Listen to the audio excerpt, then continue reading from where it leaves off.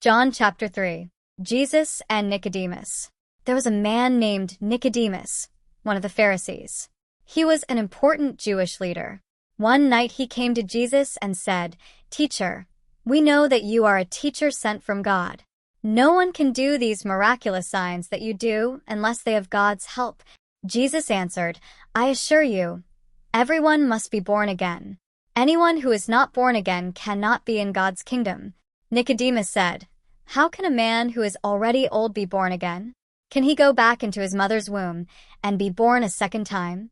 Jesus answered, "Believe me when I say that everyone must be born from water and the Spirit.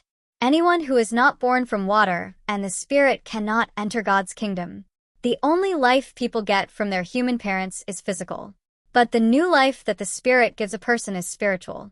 Don't be surprised that I told you, you must be born again.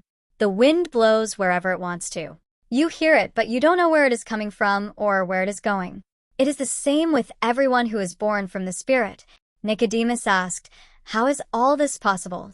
Jesus said, "You are an important teacher of Israel, and you still don't understand these things? The truth is, we talk about what we know. We tell about what we have seen. But you people don't accept what we tell you. I have told you about things here on earth, but you do not believe me. So I'm sure you will not believe me if I tell you about heavenly things. The only one who has ever gone up to heaven is the one who came down from heaven, the Son of Man. Moses lifted up the snake in the desert. It is the same with the Son of Man. He must be lifted up too. Then everyone who believes in him can have eternal life.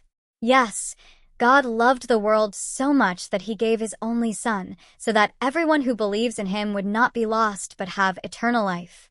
God sent his Son into the world. He did not send him to judge the world guilty, but to save the world through him. People who believe in God's Son are not judged guilty.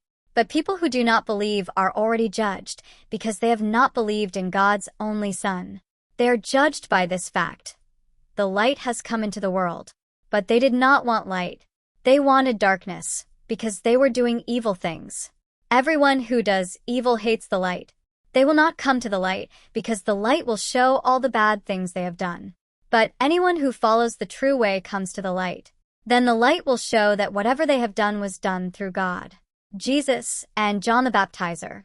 After this, Jesus and his followers went into the area of Judea. There he stayed with his followers and baptized people. John was also baptizing people in Anon, a place near Salim with plenty of water. People were going there to be baptized. This was before John was put in prison. Some of John's followers had an argument with another Jew about religious washing. Then they came to John and said, "Teacher, remember the man who was with you on the other side of the Jordan River? He is the one you were telling everyone about. He is also baptizing people, and many are going to him." John answered, "A person can receive only what God gives. You yourselves heard me say, I am not the Messiah. I am only the one God sent to prepare the way for him. The bride always belongs to the bridegroom. The friend who helps the bridegroom just waits and listens. He is happy just to hear the bridegroom talk. That's how I feel now. I am so happy that he is here. He must become more and more important, and I must become less important. The one who comes from heaven, the one who comes from above is greater than all others. The one who is from the earth belongs to the earth. He talks about things that are on the earth.